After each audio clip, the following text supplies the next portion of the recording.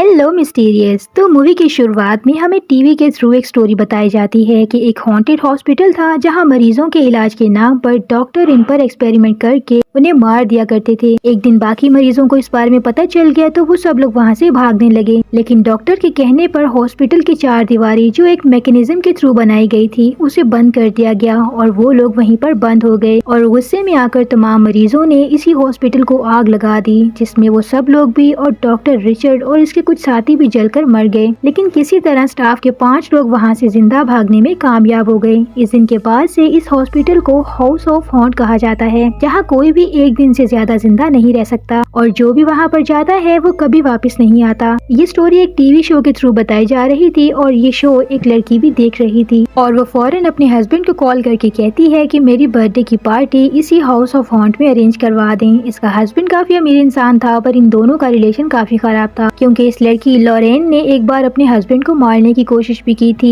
अब इसके लिए स्टीवन इसकी बात को इग्नोर करके फोन बंद कर देता है, क्योंकि इस वक्त वो एक न्यूज चैनल को अपने न्यू बनाए हुए अम्यूजियम पार्क के बारे में बता रहा था, क्योंकि ये पार्क हॉरर थीम पर बनाया गया था। और वो रिपोर्टर्स के साथ एक लिफ्ट की टेस्ट ड्राइव के लिए जाता है, जहाँ शुरू में तो लिफ्ट ठीक चल रही थी पर अचानक से लिफ्ट टूटकर खराब होने लगती है और टूटने की आवाजें आने लगती हैं और वो लोग लिफ्ट के सी थ्रू गेट से देख पा रहे थे कि लिफ्ट टूटकर नीचे जा रही है। इसलिए ये सब लोग बहुत डर जाते हैं, पर जल्दी ही उन्हें पता चलता है कि ये तो सिर्फ एक प्रैंक था, क्योंकि जहाँ से उन्हें लिफ्ट गिरती हुई नजर आ रही थी वो दरअसल 3D एनिमेशन LED थी, जिसे सिर्फ जंप स्केयर के तौर पर यूज किया गया था। इसके बाद वो रिपोर्टर्स एक और हॉरर राइड पर बैठते हैं और आगे जाकर इसका एक पाइप भी टूट जाता है, पर असल में ये भी एक जंप स्केयर था और लोगों को ये हॉरर थीम बहुत पसंद आती है। इसके बाद लॉरेन दोबारा से स्टीवन को कॉल करती है और फिर से कहती है कि मुझे अपनी बर्थडे की सेलिब्रेशन उसी हॉन्टेड हाउस में करनी है, तो स्टीवन मान जाता है और वो गेस्ट लिस्ट बनाने लगता है और वहाँ से चला जाता है और हम देख पाते हैं कि किसी इनविजिबल पावर ने वो गेस्ट लिस्ट चेंज कर दी थी और अगले दिन सब गेस्ट हॉन्टेड हाउस ऑन हिल पर जाने लगते हैं। ये वही हॉस्पिटल था जिसकी कहानी हमें टीवी में बताई जा रही थी, लेकिन ये गेस्ट वो नहीं थे जो स्टीवन और लॉरेन ने बुलाए थे, बल्कि ये कोई और ही लोग थे। और इन्हें एक मैसेज भी मिलता है कि जो कोई भी इस घर में सुबह तक सरवाइव कर पाएगा उसे 1 मिलियन इनाम दिया जाएगा। अब ये 4 गेस्ट हॉन्टेड हाउस ऑन हिल पर पहुंच जाते हैं और ये लोग वाटसन नामी एक आदमी से मिलते हैं जो यहाँ का ओनर भी था और ये सब इससे पूछते हैं कि स्टीवन ने इन्हें यहाँ पर क्यों बुलाया है, क्योंकि वो तो स्टीवन को जानते भी नहीं। खैर वाटसन उन्हें घर के अंदर ले आता है। घर में जाते ही ये सीलिंग ग्लास को देखते हैं जिसमें काफी खौफनाक शक्लें बनी हुई थी। तभी लॉरेन और स्टीवन भी आ जाते हैं और आते ही लॉरेन पूछती है कि तुम लोग कौन हो और यहाँ क्या कर रहे हो, और तभी ऊपर बना हुआ पेंटिंग ग्लास टूटकर इन पर गिरता है और एक लड़का एडी लॉरेन को बचा लेता है। और वाटसन बताता है कि इस घर को रेनोवेट करते वक्त इसके फादर और इसके ग्रैंडफादर दोनों ही मारे गए थे। और स्टीवन हंसते हुए कहता है कि चलो इसका मतलब ये है कि अगली मौत यहाँ लॉरेन की होगी। खैर वाटसन कहता है जो भी हो आप मुझे मेरा रेंट दें और मैं यहाँ से जाता हूँ। और स्टीवन ने पहले से ही 1 मिलियन के काफी सारे चेक बना रखे थे ताकि जो भी यहाँ से जिंदा वापस आएगा उसे ये चेक मिल जाएगा। और वो वाटसन को भी ऑफर करता है कि तुम सुबह तक यहाँ पर रुकना चाहो तो रुको, तो तुम्हें भी ये चेक मिल सकता है। और साथ ही वो बताता है कि अगर यहाँ से कोई मर जाएगा तो उसके हिस्से का चेक भी जीतने वाले को मिल जाएगा। और वो बताता है कि मैंने आप सबको नहीं बुलाया और मुझे ऐसा लगता है कि लॉरेन ने गेस्ट लिस्ट चेंज की होगी। अब वाटसन कहता है कि मुझे यहाँ पर नहीं रुकना, बल्कि मुझे मेरे पैसे दो और मैं यहाँ से जाना चाहता हूँ। लेकिन स्टीवन साफ मना कर देता है, जिस पर गुस्सा होते हुए वाटसन बगैर पैसों के ही वहाँ से जाने लगता है। लेकिन अचानक से पूरे घर की 4 दीवारी, खिड़कियाँ, दरवाजे बंद होने लगते हैं। ये वही मैकेनिज्म था जो डॉक्टर रिचर्ड ने अपने मरीजों के लिए बनवाया था। ये देखकर वाटसन काफी पैनिक करने लगा और इसने एक खिड़की को तोड़ना चाहा ताकि वो यहाँ से बाहर भाग सके, पर शॉकिंगली खिड़की के बाहर एक स्टील वॉल थी जिसे तोड़ पाना बिल्कुल नामुमकिन था। तब वाटसन बताता है कि ये मैकेनिज्म डॉक्टर रिचर्ड का बनाया हुआ है और जब मरीज यहाँ से भागने लगे तो वो निकल नहीं पाए, इसलिए सबने वहाँ पर आग लगा दी और डॉक्टर रिचर्ड समेत सब लोग जलकर मर गए, लेकिन 5 स्टाफ मेंबर्स किसी तरह बच निकले। और ये सुनकर सब लोग यहाँ पर डर जाते हैं और वाटसन कहता है कि ये घर अभी भी अलाइव है और यहाँ रात में आने वाले हर शख्स को मार डालता है। क्योंकि यहाँ पर इन मरीजों और डॉक्टर रिचर्ड की सोल अभी भी भटकती है। इसीलिए इस घर को हॉन्टेड हाउस ऑन हिल कहा जाता है।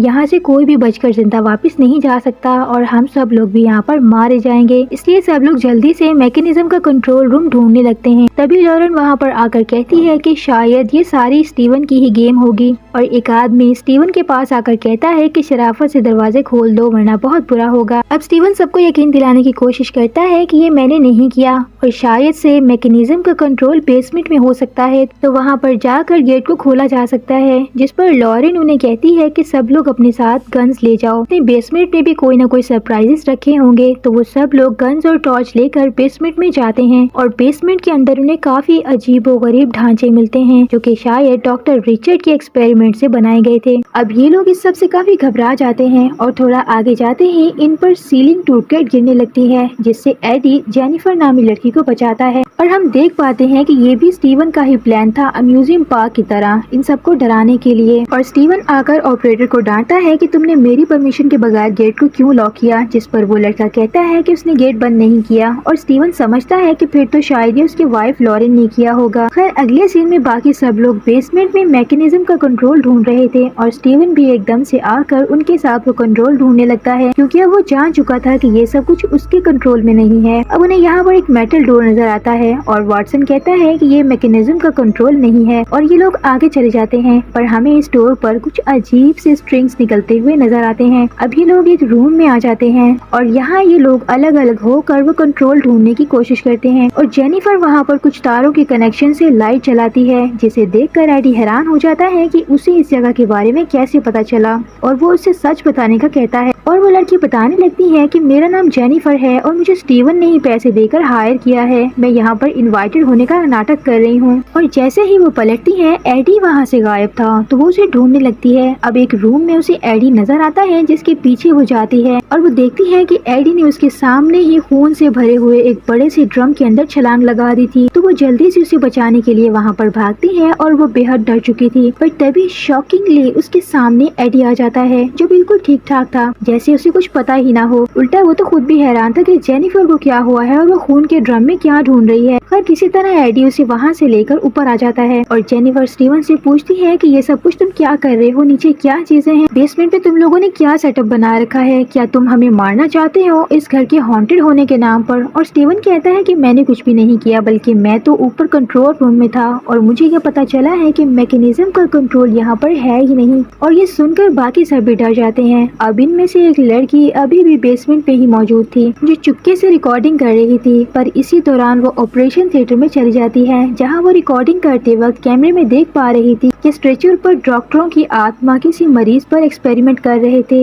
जब कैमरा हटाने पर वहाँ देखा तो वहाँ पर कुछ भी नहीं था और जब वो पीछे मुड़ती है तो एक अजीब सा डिसऑर्डेड फिगर का शख्स एकदम से उसके करीब आकर इतनी जोर से चिल्लाता है कि उसकी स्किन भी फट जाती है और वो लड़की भी बेहद डर कर जोर से चिल्लाना शुरू करती है और ऊपर खड़े हुए सब लोग बेसमेंट से इस लड़की की चीखों की आवाज सुनकर बेसमेंट में भागते हैं, पर उन्हें उस लड़की की जगह ढेर सारा खून मिलता है और जेनिफर उस लड़की का कैमरा उठाकर ये सब ऊपर आ जाते हैं और कैमरे की फुटेज के आखिरी सीन में ये लोग सिर्फ उस लड़की का एक कांपता हुआ हाथ देख पाते हैं और वो लड़की खून में लथपथ थी और इसे कोई खींचकर वहाँ से ले जाता है, जिसका मतलब ये था कि वो मारी गई, यानी यहाँ अब भूतों ने अपना काम करना शुरू कर दिया था। पर ये वीडियो देखकर लॉरेन क्लैप करती है और स्टीवन से पूछती है कि कैसे किया है इसका मर्डर, क्या प्लानिंग की है। लेकिन स्टीवन खुद हैरान था कि आखिर यहाँ पर सब कुछ क्या हो रहा है और तभी लॉरेन वहाँ पर उस पर गन पॉइंट करती है, जिस पर स्टीवन समझता है कि शायद से गन लोड नहीं है और वो उसे डराने की कोशिश कर रही है। लेकिन तभी लॉरेन ग्लास पर शूट करके दिखाती है तो उसे यकीन आ जाता है कि लॉरेन अब उसकी जान भी ले सकती है और स्टीवन वाकई में ही काफी डर चुका था, इसलिए वो फौरन से अपने ऑपरेटर के पास जाता है उससे ये सब कुछ रोकने के लिए। और जब वो उसे बुलाता है तो वो देखता है कि उस ऑपरेटर को किसी ने बड़ी बेरहमी के साथ खा लिया था। इससे तो उसकी हालत और भी खराब हो जाती है और इसे सीसीटीवी फुटेज में एक अजीब सा शख्स नजर आता है जो कि डॉक्टर रिचर्ड था और वो एक बड़ा सा चाकू लेकर लॉरेन के रूम की तरफ जा रहा था। तो स्टीवन वहाँ से भागता है लॉरेन को बचाने के लिए और बाकी सब लोग भी लॉरेन को ढूंढने लगते हैं और यहाँ सब लाइटें फ्लिकर करने लगती हैं। तभी ऑपरेशन थिएटर से चीखों की आवाजें सुनकर सब लोग वहाँ पर जाते हैं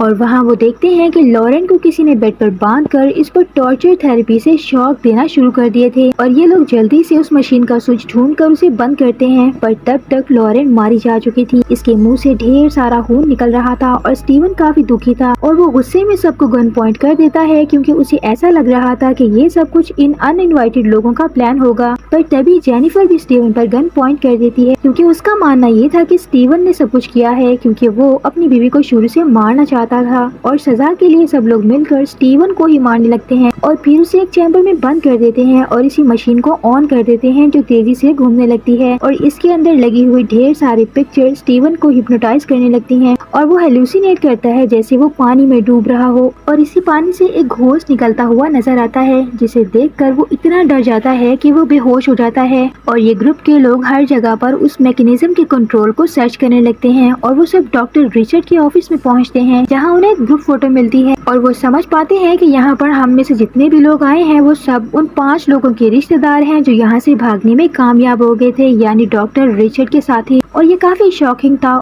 और वाटसन बताता है कि इसका मतलब ये है कि गैस लिस्ट ना तो लॉरेन ने बदली थी और ना ही स्टीवन ने, बल्कि यहाँ तो वो घोस्ट ही हैं जो हम सबको यहाँ पर लाना चाहते थे। और इस बात पर जेनिफर भी एग्री करती है, लेकिन स्टाफ मेंबर तो 5 थे तो फिर यहाँ पर हम 6 क्यों हैं? तो इन्हें पता चलता है कि डोनाल्ड इन स्टाफ के लोगों का कुछ भी नहीं लगता, यानी वो खुद से यहाँ पर आया है। अब सीन शिफ्ट होता है और हम डोनाल्ड को लॉरेन की लाश के पास देखते हैं जो जाकर लॉरेन को किस करता है और फिर वो लॉरेन को एक इंजेक्शन लगाता है और एक झटके से लॉरेन भी जिंदा होकर डोनाल्ड को किस करती है। और यहाँ रिवील होता है कि यहाँ जो कुछ भी हुआ था वो लॉरेन और इसके बॉयफ्रेंड यानी डोलन की ही प्लानिंग थी। ये दोनों उन सब के दिल में ही शक पैदा करना चाहते थे ताकि सब लोग मिलकर स्टीवन को ब्लेम करके मार डालें और लॉरेन इसकी सारी जायदाद की मालकिन बनकर अपने बॉयफ्रेंड के साथ ऐश की जिंदगी गुजार सके। सब कुछ उनके प्लान के मुताबिक ही जा रहा था, पर एक चीज जो उन्हें समझ नहीं आती वो ये थी कि दरवाजे अचानक से खुद ब खुद कैसे बंद हो गए और उसका कंट्रोल रूम कहाँ है और वो लड़की कैसे मर गई और उसकी डेड बॉडी कहाँ गई। और लॉरेन को तो अभी भी यही लगता था कि शायद ये सब कुछ स्टीवन ने ही किया होगा और वो स्टीवन को फंसाने के लिए एकदम से डोनाल्ड पर हमला करके उसे ही मार डालती है ताकि उसका इल्जाम भी स्टीवन पर आ जाए और बाकी सब लोग उसे मार डालें। इसका मतलब साफ था कि उसने डोनाल्ड को भी अपने मतलब तक इस्तेमाल किया। इधर बाकी सब लोग डोनाल्ड का इंतजार कर रहे थे, लेकिन काफी देर तक जब वो नहीं आया तो वो उसे ढूंढने के लिए बेसमेंट में जाते हैं जहाँ उन्हें ढेर सारा बिखरा हुआ खून मिलता है और वो समझ जाते हैं कि डोनाल्ड को भी स्टीवन ने ही मार दिया है। और वो लोग कंफर्म करने के लिए उस चेम्बर को खोलने के लिए जाते हैं क्योंकि इन लोगों ने स्टीवन को उसी मशीन में लॉक किया था, पर गेट खुलने पर वहाँ डोनाल्ड की लाश निकलती है जिसे देखकर सब समझ जाते हैं कि सब मर्डर स्टीवन नहीं किए हैं। तभी हमें एक फ्लैशबैक दिखाते हैं कि लॉरेन ने डोनाल्ड को मारकर उसकी बॉडी को उसी चैम्बर में डाल दिया था और वहाँ से स्टीवन को किसी और जगह पर रख दिया था। और इनमें से एक लड़की को अजीब सी आवाजें आती हैं और जब वो देखने जाती है तो वहाँ पर स्टीवन खून में लथपथ खड़ा हुआ था, जिसे देखकर जेनिफर डर जाती है कि शायद अब वो उसे भी मार डालेगा। और तभी वो अचानक स्टीवन पर फायर करके उसे मार डालती है और गोलियों का शोर सुनकर सब लोग बेसमेंट से ऊपर आ जाते हैं और स्टीवन को मरा हुआ देखकर सब लोग वहाँ से चले जाते हैं कि जो भी इनको मार रहा था अब वो खुद ही मर चुका है। और उसके बाद लॉरेन आकर स्टीवन की लाश से बातें करने लगती है कि मैंने तुमसे सिर्फ तुम्हारे पैसे के लिए शादी की थी और जिंदगी के कितने साल ही मैंने तुम पर बर्बाद कर दिए। ये सारी बातें सुनकर स्टीवन अचानक से उसका गला पकड़ लेता है, लेकिन कैसे? और पता चलता है कि उसने एक बुलेट प्रूफ जैकेट पहन रखी थी जिसकी वजह से वो गोलियों से बच गया था। और वो लॉरेन को गुस्से से बहुत मारने लगता है कि मैंने तुम्हें सब कुछ दिया, पैसा दौलत शोहरत, फिर भी तुम बेवफा निकली। चलो आखिर में तुम्हारी हकीकत तुम्हारे मुंह से सुनकर अच्छा लगा। और वो लॉरेन को उठाकर उसी मेटल डोर पर मार देता है जो उन्हें शुरू में मिला था। अब लॉरेन उस दरवाजे से अंदर गिर जाती है जिससे वहाँ की सब आत्माएं बाहर आने लगती हैं और लॉरेन किसी तरह खड़े होकर वहाँ से भागने लगती है, पर पीछे से दीवार पर एक भयानक सी आत्मा अपने अंदर उसे खींच लेती है और लॉरेन की आत्मा भी उसी आत्मा के अंदर कैद हो जाती है। और स्टीवन एक दूसरा दरवाजा खोलता है जहाँ शुरू में मरने वाली लड़की की बॉडी पार्ट्स निकालकर लटकाए गए थे और स्टीवन भागने की कोशिश करता है, पर लॉरेन भी अब आत्मा बनकर उसे मारने की कोशिश करती है क्योंकि उसका मेन मकसद यही था कि वो किसी तरह स्टीवन को मार डाले। अब स्टीवन भागने की कोशिश करता है पर लॉबी का दरवाजा लॉक हो चुका था। अब वो जोर जोर से चिल्लाता है। इधर ग्रुप के बचे हुए लोग विंडो तोड़ने की कोशिश कर रहे थे पर स्टीवन की आवाजें सुनकर वो लोग डर जाते हैं क्योंकि इनकी नजर में जेनिफर ने उन्हें मार दिया था। अब डरते हुए वाटसन लॉबी का दरवाजा खोलता है। स्टीवन उसे लॉबी में खींचकर खुद वहाँ से बाहर आ जाता है जिससे वो आत्माएं वाटसन को खींचकर मार डालती हैं और स्टीवन बेहद डरा हुआ वहाँ से बाहर आकर सबको बताता है कि यहाँ से भाग जाओ, ये जगह सच में हॉन्टेड है। लेकिन इन लोगों को स्टीवन की बात पर यकीन नहीं आता। लेकिन तभी वहाँ वो काले साए आ जाते हैं और वो बम की तरह तोड़फोड़ करने लगते हैं जिससे सारा घर टूटने लगता है और स्टीवन भागकर एटिक में जाता है और एक लीवर को हिट करके वो बाहर का गेट खोल देता है। यानी वो पहले से ही जानता था कि इस मैकेनिज्म का डोर कहाँ पर है। खैर अब दरवाजे खुलने लगते हैं और वो जेनिफर और एडी को चिल्ला कर कहता है कि जल्दी से भाग जाओ और वो लोग भागने लगते हैं पर वो आत्माएं उन्हें पकड़ने लगती हैं। तो स्टीवन जल्दी से जेनिफर को धक्का देकर बचा लेता है पर इस चक्कर में वो खुद ही मारा जाता है और राख बनकर हवा हो जाता है। अब वो आत्माएं अभी भी उनके पीछे ही थी और वो जल्दी से विंडो से भागने की कोशिश करते हैं पर वो दरवाजा फिर से बंद हो जाता है और वो आत्माओं का गुच्छा वहाँ पर आ जाता है जो अलग अलग चेहरों वाला था। यानी यहाँ अब तक जितनी भी मौतें हो चुकी थी वो सब की आत्माएं एक ही जगह पर कैद हो चुकी थी। सब आत्माएं एक ही फिगर में चिपक चुकी थी और वो आत्माएं उन्हें बताती हैं कि तुम्हारे डैड ने ही डॉक्टर रिचर्ड को ये तरह तरह के एक्सपेरिमेंट करना सिखाए थे। यानी यहाँ पर जो डॉक्टर रिचर्ड के 5 साथी भाग गए थे असल कल्प्रिट वही थे जिन्होंने मिलकर डॉक्टर रिचर्ड को वर्गलाया और उनकी इस जगह पर ये लोग मिलकर ये इलीगल एक्सपेरिमेंट किया करते थे। और एंड में जब सिचुएशन आउट ऑफ कंट्रोल हुई तो इन 5 लोगों ने सबको जिंदा जलाकर मार डाला। अब एडी उन्हें समझाने की कोशिश करता है पर वो साए कहते हैं कि तुम भी तो एक डॉक्टर ही हो और फ्यूचर में तुम भी यही करोगे। और अब वो एडी को मारने ही वाले थे कि तभी वाटसन की आत्मा यहाँ का गेट खोल देती है जिससे ये दोनों जल्दी से बाहर निकल जाते हैं और सूरज की रोशनी पड़ने से वो आत्माएं वहाँ से गायब होने लगती हैं और वो मैकेनिज्म डोर फिर से बंद हो जाता है। ये लोग बाहर आकर बहुत खुश होते हैं और तभी उन्हें एक एनवेलप मिलता है जिसमें काफी सारे चेक थे जो स्टीवन की आत्मा उन्हें देती है विनिंग प्राइज के तौर पर, जिससे अब ये लोग एक बेहतरीन जिंदगी गुजार सकेंगे। और ये दोनों बहुत खुश थे कि अब वो जिंदा है और इनके पास ढेर सारा पैसा भी है और यहीं पर ये मूवी एंड हो जाती है।